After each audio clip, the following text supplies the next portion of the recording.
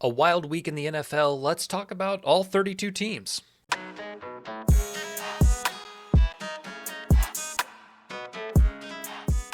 Welcome back to the Green Beans Go channel. It's your host, me, and I'm sorry this video is a little late, but I also think there's some merit in waiting.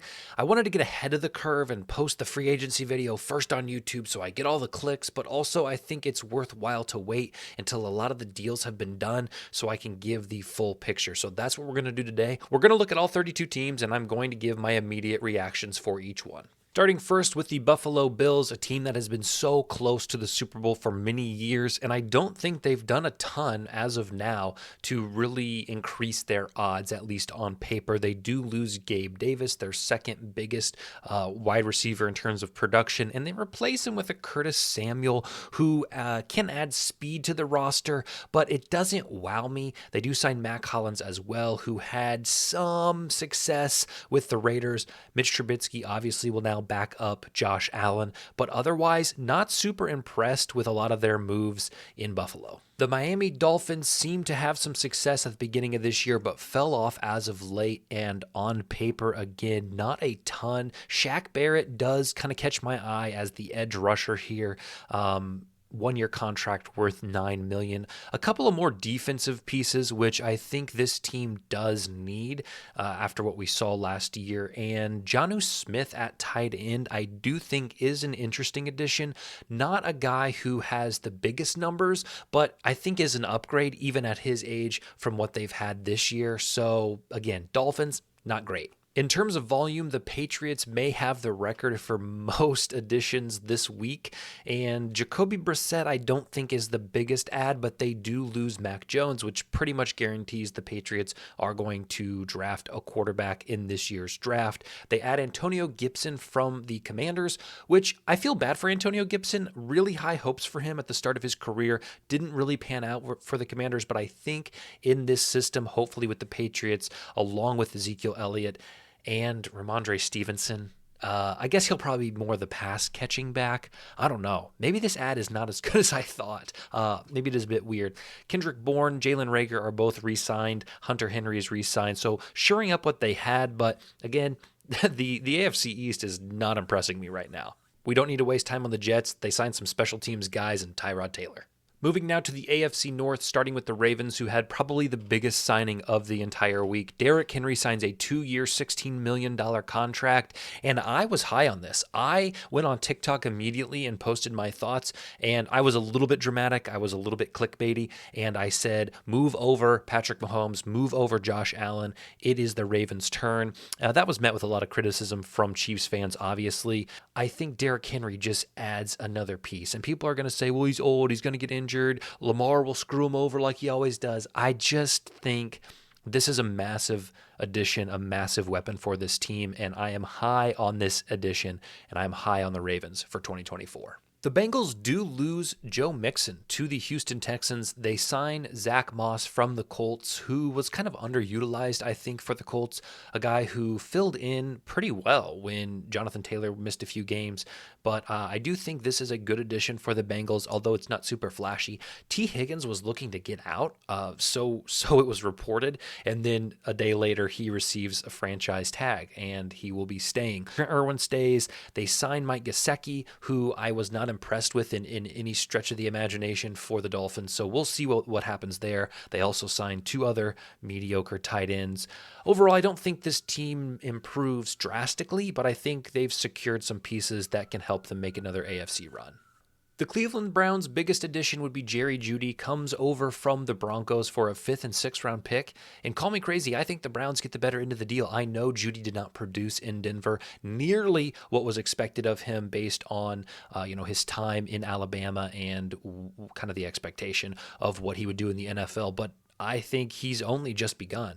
And while I don't know if Deshaun Watson and Jameis Winston are going to be the quarterback for him, I do think that it can't get worse. And Russell Wilson did not do the best job of getting Jerry Jeudy involved. He was more of a Cortland Sutton guy, and maybe that's partly on Jerry Jeudy. But again, I do think this is a big add for the Browns. I think this is a great weapon to go alongside Amari Cooper, so I'm all for this addition. Speaking of Jerry Jeudy, kind of, Russell Wilson will sign with the Steelers when the new league year begins, and this came out of left field, in my opinion.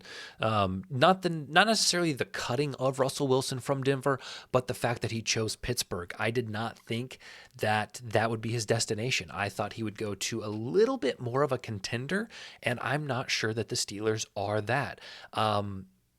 They were so set on keeping Kenny Pickett. At least that's what the media was reporting. It's Kenny Pickett, it's Mason Rudolph. And within a week, they've gotten rid of both of them. And now they're on Russell Wilson, who is 33, 35 years old. So he is nearing the end of his career. Yes, they get a few more defensive guys, but I don't know. They lose Deontay Johnson to the Panthers. So they've got to get some more receivers on this team.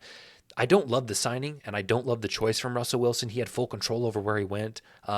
I think this is a bad move for both Wilson and the Steelers. The AFC South is next, and the Texans are right up there with the Patriots in terms of off-season signings.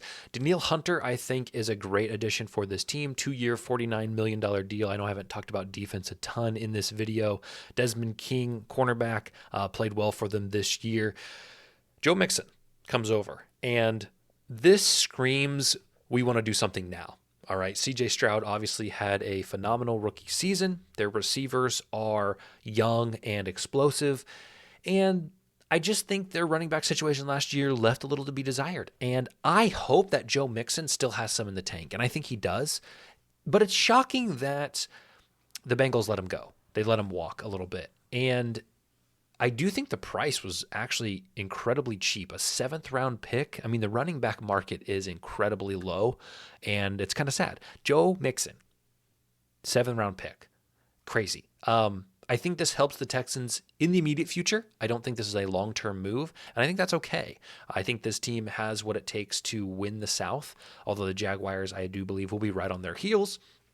But Joe Mixon is a good pass-catching back as well, so really like the move here for the offense. I think the Houston Texans had a really nice first week of the offseason in terms of balancing their roster, so well done to the Texans. Colts signed comeback player of the year, Joe Flacco, and I do think this is a strategic move to help Anthony Richardson come along. Hopefully he will be back from his injury at full strength. It's a 1-year, $9 million deal with 4.5 guaranteed. I don't know the details of it, but I'm sure it has something to do with whether he even plays. And I think that's smart from the Colts. This is a mentor signing, I believe. It is a security blanket signing.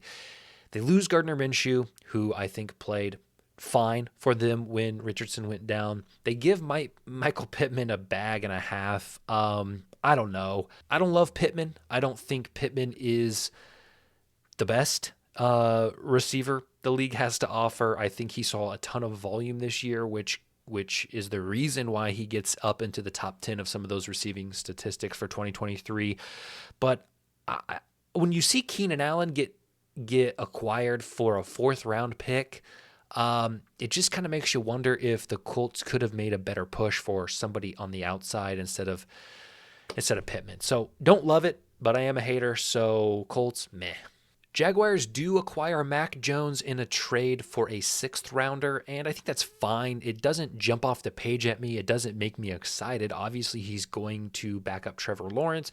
A bit weird that the Patriots would throw in the towel on Mac Jones this early, and I say this early. I know he's had a couple years to prove himself, and maybe he hasn't, but I don't also think the weapons he's had have been amazing. So whatever. We already talked about the Patriots. Gabe Davis, I think, is a good signing for this team, especially to pair with Christian Kirk and Zay Jones, because they do lose Calvin Ridley, their biggest producer of last year. A little bit disappointing for them, but I do think Gabe Davis fits in nicely, and I think it will be fine. Devin Duvernay also comes over from the Ravens. A few securities added at their defensive position, so not a bad first week for the Jaguars. I'm going to make a bold prediction that Mason Rudolph is the Titans' leading passer this season. I'm going to imagine that Will Levis probably starts the season, but I have a feeling Mason Rudolph could take his job. The way that Mason Rudolph played at the end of the year for the Steelers showed me that this guy still has it, and this guy has starting QB potential. They also get Tony Pollard, although we know they lost Derrick Henry. Tony Pollard, a bit of an underwhelming season last year for the Cowboys. They signed Calvin Ridley for 4 years, $92 million. Westbrook-Akine re-signs. I like it. I like these moves. I think that they are not going to compete necessarily with Houston or the Jaguars, but I think this gives them probably about 8 wins and starts a rebuild process for the Titans. Moving on to the AFC West, the Broncos did absolutely nothing worth talking about. The Super Bowl champion Kansas City Chiefs go out and grab Marquise Hollywood Brown, kind of a guy that wasn't relevant in Arizona. I know he had some time injured, but a guy that probably still has it, and a guy that I don't really want Patrick Mahomes to have at his disposal. I'm tired of it. I'm tired of this dynasty. I'm tired of this team. Let's break them up. Let's not make them stronger. Your guess is as good as mine of what the Raiders are going to do. Gardner Minshew is now signed to this team. They let Garoppolo go. Is it Gardner Minshew? Are they going to draft somebody? Are they going to pull a Justin Fields trickaroo, switcheroo out of a hat? Do they still have that Aiden O'Connell guy? I don't know. It's the Raiders. Jim Harbaugh's Chargers legacy is off to a weird start. They do sign Gus Edwards, but they lose Austin Eckler.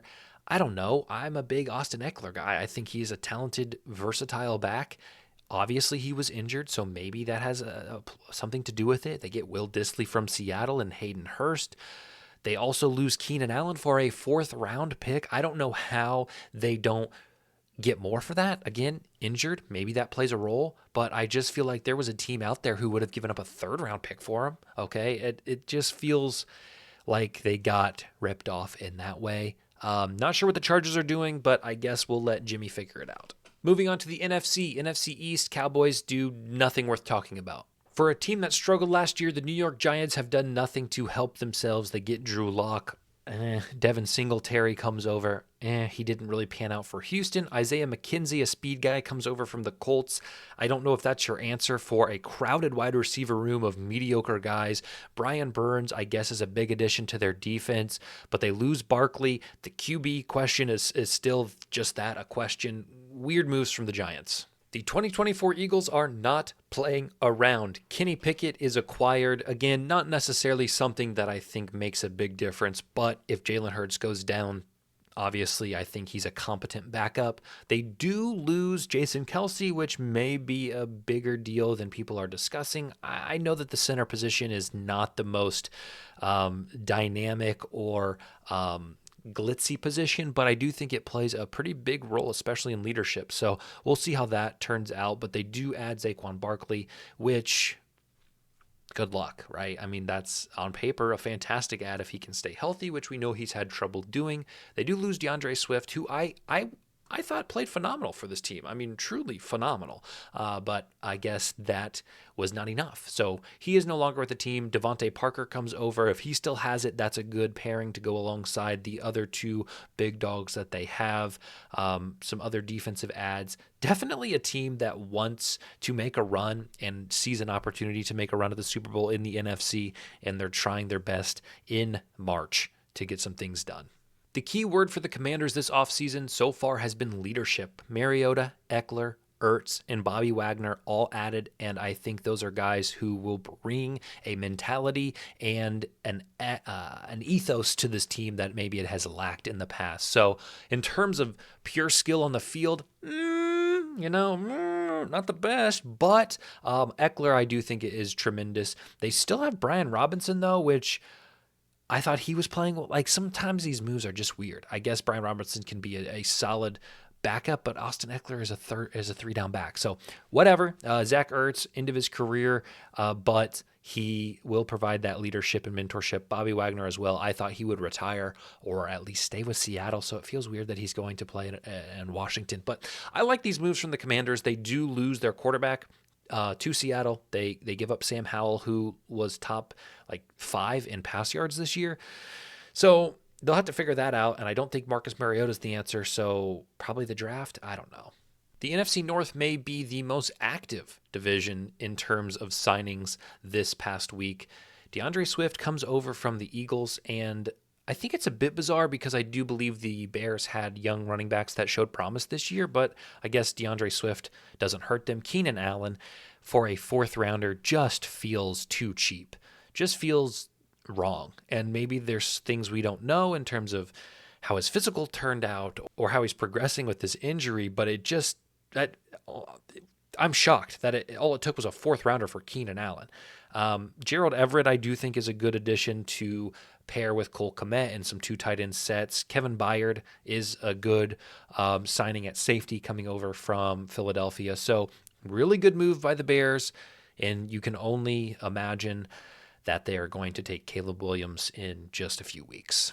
Lions don't do a lot of flashy things this past week, but they do add some depth on their defense. Marcus Davenport, DJ Reader, Carlton Davis, Emmanuel Mosley, all guys who have a reputation in the NFL. So I think these are good moves, although they are not flashy moves. The Packers let Aaron Jones walk, and they signed Josh Jacobs, which came out of nowhere, in my opinion. 4-year, $48 million deal. I know the running back market is down a little bit, but that feels right around fair. Although they re-signed A.J. Dillon, who I believe could have been the next back for this team. And again, maybe A.J. Dillon is not a 3-down back, but he is a starter nonetheless. So feels a bit bizarre that they bring in Josh Jacobs, but it tells me that they want to win now. Obviously, the Vikings' biggest addition is Aaron Jones, a 1-year, $7 million deal, which I am totally fine with.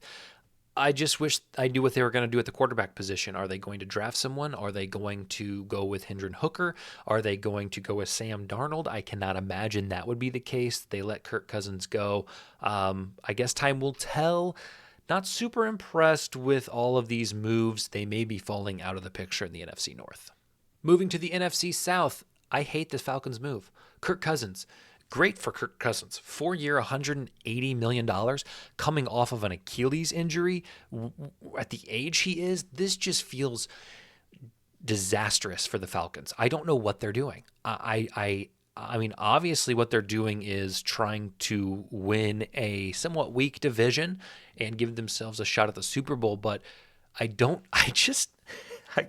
think Desmond Ridder wasn't it. So don't get me wrong, but Kirk Cousins isn't it either, in my opinion. I'm just not sold on this move. I think it's one of the worst big moves that we have seen. Ray McLeod, Cordell Hodge, Darnell Mooney, like none of Rondale Moore even. I mean, just your mediocre vanilla guys. Like, I don't know. I hate it. Watch out for the Panthers in the South. And I know that sounds absolutely insane, but I'm telling you, I believe that the Panthers could win 8 to 9 games this year and be in the conversation as we get into the final weeks of the season. Deontay Johnson, I think, is a solid addition at receiver. I think the new coach that they have is going to bring Bryce Young back to the levels that we saw him in Alabama. Bryce Young right now is the conversation of pitiful, right? People are the lowest that they've ever been on Bryce Young. And I think with this offseason, with some of that pressure off of his shoulders, first year out of the way, I'm telling you right now, watch out for the Panthers in 2024. The Saints did nothing cool. While the Buccaneers' moves weren't surprising, they were effective and they did what they need to do. Signing Baker and signing Mike Evans, I think, puts this team in a great position to win this division. And I know I just said the Panthers are a team you have to watch out for, but right now I do think it's Tampa Bay's division to lose. And lastly, the NFC West. We'll start with the Cardinals, who do a lot of talking to say nothing. Not impressed with many, if any, of these additions. Chris Moore, I guess, is exciting, but they lose Rondale Moore and they lose Hollywood Brown. They get Desmond Ridder, who I think is one of the more pathetic starters in the NFL, and they get DJ Dallas, 3-year, $85 million from Seattle. Who cares? This is horrible. They might be the worst team in the NFL. The Rams don't do anything super exciting. They bring in Jimmy Garoppolo, who should back up Matthew Stafford and may be the quarterback of the future for the Rams. I don't know. I think Jimmy still has it. I don't know if the Raiders was the best spot for him. But it is only a 1-year deal, so we'll see what happens there. Demarcus Robinson re-signs. Colby Parkinson comes over from Seattle. Nothing too exciting. Most of the Niners' moves were on defense, as you would expect. Their offense was pretty potent last year. They're fine with Brock Purdy. Obviously, McCaffrey and the receivers are playing at an elite level. A lot of defensive guys. I'm not qualified to really give my opinion on them. Leonard Floyd is a guy I recognize, which is probably great for this team. But everybody else, I don't know who they are. And lastly, we have my team, the Seattle Seahawks. Sam Howell is the biggest acquisition, and I think this was a very cheap price for a guy who's shown potential. They get Sam Howell, they get a 4th and a 6th rounder, and they give up a 3rd and a 5th rounder. So, I mean, if you're losing Drew Lock anyway, this is a great backup, and that's what they've said. They've said Sam Howell will be the backup to Geno Smith, no question. It's not a conversation, which feels pretty bold. I mean, it feels pretty definite when it doesn't need to. And I guess maybe it's just a protection thing. They're just trying to protect the franchise and the media and the conversation. So we'll see what happens. But I wouldn't, as a Seahawks fan, I wouldn't care if we give Sam Howell a chance. I mean, I love Geno and I love what he's done for this team, but I truly believe Sam Howell could be the quarterback for the Seahawks until 2030. And right now, as I sit here in 2024, I'm okay saying that based on what I saw in Houston. I think with this new coach, with the weapons that he has, which are certainly better than with Washington's weapons. If I said Houston, I apologize. Washington's weapons, I'm all for this move. Pharaoh Brown doesn't excite me. Noah Fant re-signed is fine. A couple of offensive and defensive lineman additions. So I'm high on the Seattle Seahawks this year. Of course I'm high on the Seahawks. What am I saying? I apologize for the length of this video, but it was somewhat cathartic for me to sit down and just hash all this out. If you stuck around for all of it, I appreciate you very much. The NFL content will start to fade as we get into baseball, basketball picking up, and that's okay. We'll come back to NFL when it's time. I know a lot of people don't care about it outside of just, some additions and some trades that we have obviously this last week. So as always, the Green Means Go channel is trending up, guys. Get on the train now. Probably.